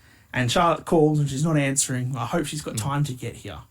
What do you mean? Oh, we could have mentioned the fact that Mi Chin got beaten up too. They So asked me Zelina Chin Vega. and Zelina Vega. They got beaten up. They were going to help out. And so then you're like, oh, who's the person that Charlotte's calling? Turns out it was exactly who we thought it was last week. It's Becky Lynch. It's Becky Lynch because the brand split's a thing. Well, that's what the question we had at the end of the podcast last week was, it's going to be Becky Lynch, but how do they explain the story? How do they explain that Becky can come from Raw? I wish you were here, Rowdy, because I know how set you were. There's no way they could do she's that. on Raw. It doesn't work. There's a brand split. This doesn't have. Do you know how it happens? Charlotte just rings you on the phone and says, "Hey," And you're Becky Lynch, and you can just turn up because you're the man. You're the man. You do what you want. And no music. She just walks in from behind them and stands there, and you're like, "Oh, great. Okay, so we're gonna tease a bit of a storyline between Charlotte and Becky." And the really awkward bit from this when they started having a brawl, was when Charlotte and Io did the dual moonsaults off the turnbuckles to the outside. Then proceeded to stand there while everyone else was on the ground, and they just sort of looked at each other. And Io, she was kind of like, ah. And they literally just stood there awkwardly for a good 10 seconds looking at each other. And then I don't know if someone signaled them or they just realised, oh, we should fight again. And they sort of came together really awkwardly and it looked really bad. it was a bit awkward. I think it kind of ruined the brawl for me a little bit. I think they are all very talented, top tier main event women, 100%. apart from Shotzi, in this match. Come on, Shotzi is the fucking odd man out. Let's not kid ourselves. All right. And they are all doing their best to try and put her over. They're all hugging her. And, Oh, absolutely. yeah. They're trying to make her look like the fact that her tank came out by itself and then she was like they're trying to make Shotzi relevant. She is not relevant. Nobody cares. Unfortunately. I don't think I'm the only one on that. No, I have to admit I'm there with that. I mean, I don't like. Look, you've got Charlotte Flair, Yeah. Becky Lynch, Bianca Belair, Bayley, Io Sky, Kairi Sane, Shotzi. Yeah. No, I get you. Okay, good. I get you. I think it'd be a good War Games match though. They had really good ones in NXT. Even last year when they had the Damage Control one, right? Yeah. The look, girls were in that. So, the problem I have. oh please, yep. I love saying this. That's going to become my saying. The problem that I have. The problem that I have. I do feel that this has been made out to be like, well, the men are having a War Games match, so we have to have a women's one. That's the problem I have with it, because that's what it feels like. Yeah, they kind of make. Oh, well, they're having one, so they have to have one. And it's not the same as a Rumble. It's not the same as a Money in the Bank where... But it's the same thing that we've said for a long time, and it's why it's always been a detriment to have the Hell in a Cell pay-per-view. In that, well, we've got a pay-per-view called Hell in a Cell, so we have to have a Hell in a Cell match, right? Yeah. Whereas... But they've chosen to call this War Games. Correct, but a feud should build up to enough of a point where you have a blood feud where you have to finish it in Hell in a Cell. Yeah. You should be able to have a feud where you've got these big factions of people, like the Judgment Day, that you just can't resolve this until you put it into a War Games match. It just feels They really haven't done it forced. with It feels Damage really Control, forced. unfortunately. Yeah. It'd be a great match, but they haven't. No, I know exactly what you're saying, and I get that. I'm not trying to say that they don't have talent. They're probably not going to have a good match, but in terms of the story behind it, it's hard to get invested. Let's roll through the last couple of things to SmackDown. Let's do it. Axiom versus Dragon Lee. Brilliant match. Good match. My son came out, watched it, said, "Who's the Power Ranger that's versus Dragon Lee?" Morgan said the same thing. Really cool spotting here where he did a power bomb into a Canadian destroyer. It was a brilliant move. Very smooth. Did a really nice Spanish fly as well. I do love AEW, the that's fact how that you do they it. kept mentioning every 5 seconds how both of them idolized Rey Mysterio Of as course. kids. Of course. That's kind of obvious. Yeah. So I think Thanks, Kevin Patrick. what we're doing is we're building the faction to face Santos Escobar. Of course. Because when he comes back. Of course. Santos Escobar coming out for his big heel promo dressed like Scarface. I looked at him when he's dressed like an Escobar. Like, Yeah, well, like a 100%. Colombian It's Escobar. fine. But this is the thing. That's the character he suits, Yeah, right? yeah. He looks it. His promo was very good. That they always tell you, don't meet your heroes. Yep. Dominic was right. He's a deadbeat dad. Yeah. And I think the specific line that he said was that he hopes that Ray gets an infection while you're in hospital. I hope you get an infection and they have to amputate your leg. Yeah. Brilliant. Okay. Brilliant. Look, what ruined it was the what chance. That ruined it a little bit for me, but he did do some good pacing where he broke up the what chance a little bit. Then the stuff with yeah. with Wild and Cruz, Del Toro, whatever the other two guys are called, I can't remember. Not sure. Joaquin and Rahul. Sure, those two. Not quite knowing what side they're going to go on. Zelina Vega coming out and slapping him. You don't know which way she's going. Did you Did you see his eye after Zelina slapped him? It was proper. She slapped it. He had like his eye was bloodshot. Yeah. From where she slapped. Like I don't know if they agreed to it beforehand, where he said, "Just hit me Just for do real, it, like yeah. just do it, but do it high so you don't break my jaw." Yeah. Because it looked It's a good one. legit, man. But I'm excited for this. I've been waiting for Santos to turn heel. Let's see what happens with the rest of LWO and if they split the way we think they're going to split. Well, we'll find out because Carlito Carlito versus Escobar is on Survivor Series now. Cool. So okay. we'll see what happens with, I Who's guess, gonna side with Vega. who? Exactly. That's what we'll find out. I'm excited what for that. happens. I'm That'll be a excited good for that. match. And Carlito's a real veteran, so I feel like him and Santos are going to They'll put on a good match. They should. Yeah. What else have we got here? Oh, Paul Heyman's promo Brilliant. with Solo. Essentially, Funny as hell. he's great. Bringing up John Cena and how he's the 16-time world champion. He's the greatest of all time. Did you And love here his he is. rendition of John Cena's music? And he doesn't come out. Like, I love the way that Heyman knows how to get the crowd right into the palm of his hand and Yeah. crush them. But also So by good. saying the obvious too. Yeah. He doesn't beat around the bush. Like he literally says, "You expect that I'm going to say his name enough times," and then out he comes. Like it just the way he did it was perfect, yeah. You know, just speaking the obvious of what the crowd would expect. I think it sort of breaks that fourth wall a little bit that he does, and it, makes it funny. But this is my point on this, and I know we talked about this off air a little bit. If Paul Heyman wasn't there, I don't care about Solo, and I don't care about. Is it Big Jim they're calling him now? Don't change his name. It's just Big Jimmy. Jim? Why? He's not big. He's not that big. No, he's not. But without Roman there, I don't really care. I don't think they've done enough to get him I over. literally wrote LA Knight versus Jimmy Uso match was meh. Yeah. Don't care. It really was. And I don't care for the BFT. It's a horrible finisher. We've already discussed that on our drafts. Yeah, okay. The match was fine. I mean, LA coming out and sort of, he's still got his crowd. still He's getting that still pop. there. Yep. The fact that when the match started and Paul and Solo got a phone call from Roman to leave, That was interesting. that was a bit weird, but okay. Why are you leaving Jimmy out to dry? But okay. Yeah. But then Solo still comes back out anyway, which then means that Cody Rhodes has to come out and save him. Because I told you, the brand split, only right? matters when it needs to be important for WWE. That's it. The brand split is not a thing. Because he was seen, if you were a very keen eye to it, he was backstage when Bianca and Charlotte and that were talking earlier in the night. About who they can get to team up with You them. could see Cody in the background, and I was like, oh, they're going to do a Randy Pause Rhodes it. If thing you or pause something. it, yeah. They didn't. It was just Cody. And then Aldous is like, you've got to leave. And Cody's like, yep. So why was he there? Yeah. But I just like, and then the point is as well, there was no explanation. Like he came out, helped LA, and they ended the show. And there's been no explanation as to why he's there, nothing. So I'm sure, hopefully we'll get something, because if they just like act as if...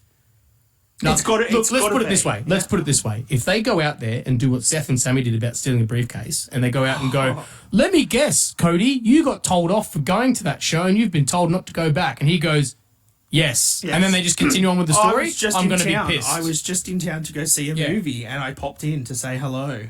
If they... Poochie died on the way to his home planet this again, I'm going to be so pissed. Like, make an actual storyline of it. Here's my storyline.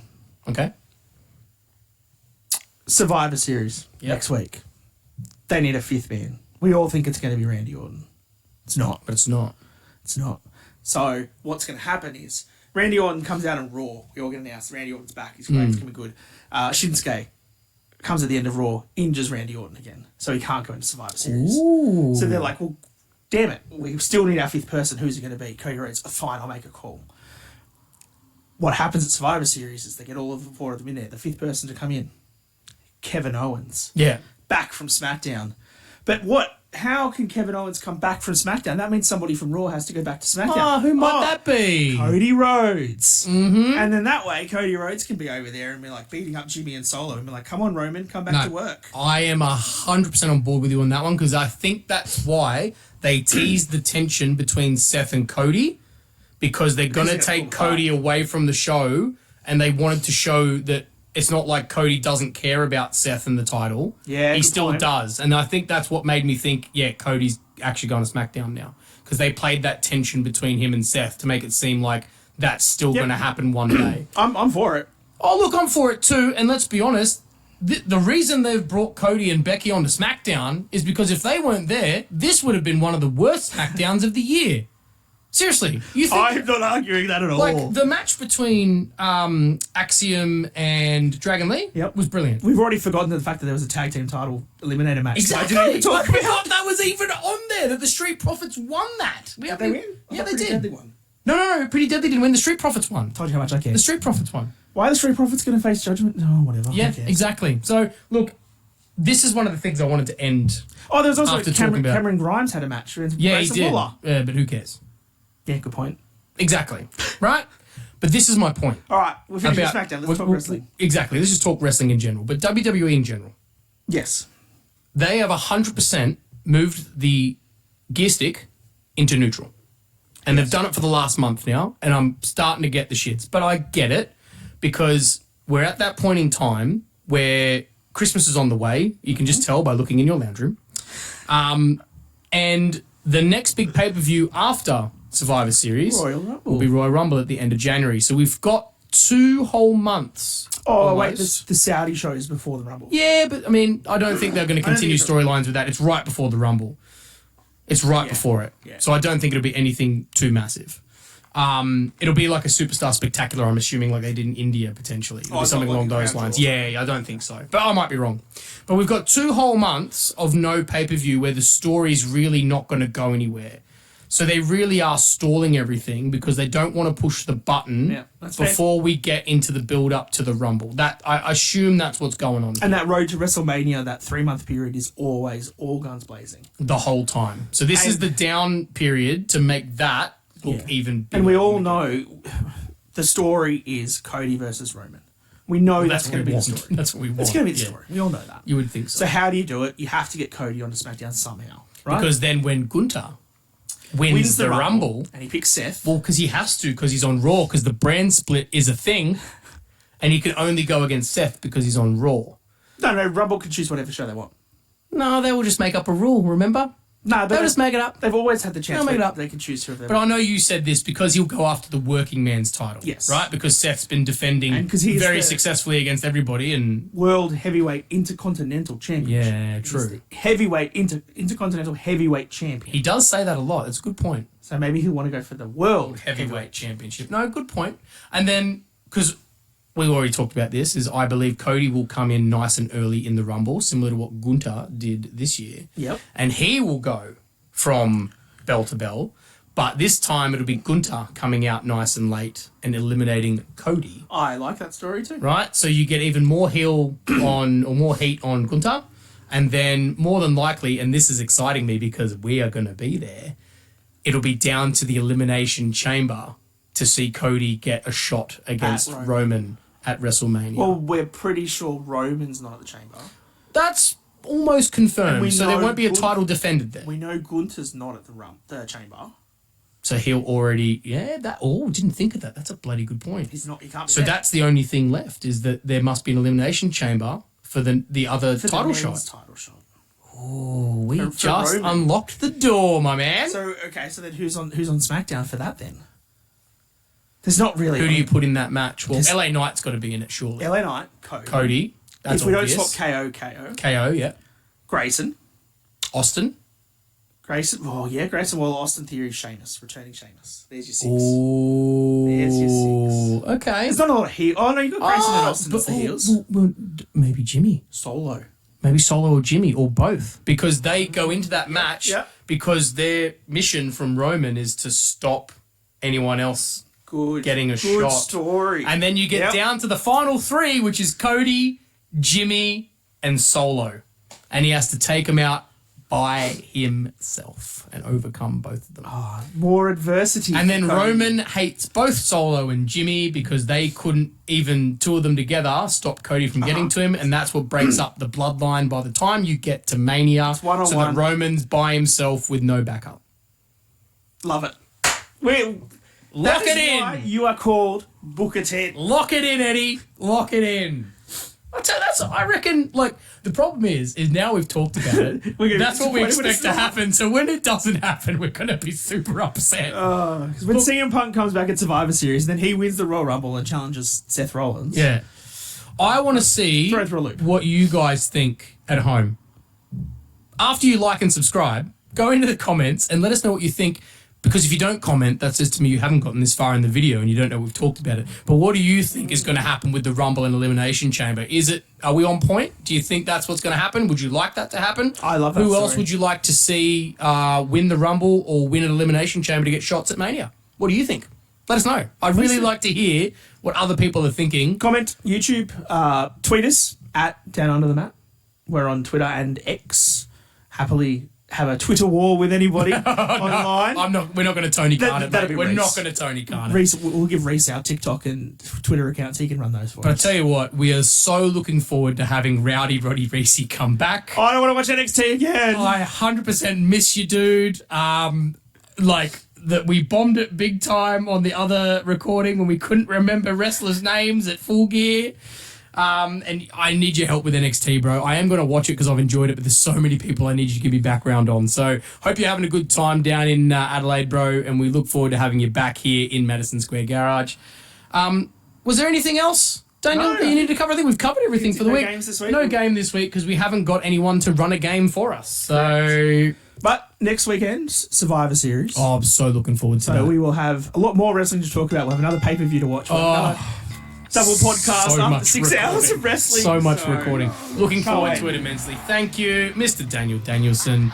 I am Booker Ted. Thank you so much for joining us. Thank you, Styrofoam Ray. Styrofoam Ultimo Dragon. Ultimate Dragon. It's Ultimo Dragon. Sorry. Yeah, Spoiler, go don't watch our get full that gear wrong. review because Styrofoam Ray was great on that one. Yeah, Ultimo Dragon. I don't think you'll be back, mate. You've been too quiet. You haven't said a bloody thing. Thank you so much for joining us here in Madison Square Garage, around the pool table of relevancy. Down Under the Mat podcast. Like and subscribe, comment, and we'll see you next time. Sesame Ted! Hey!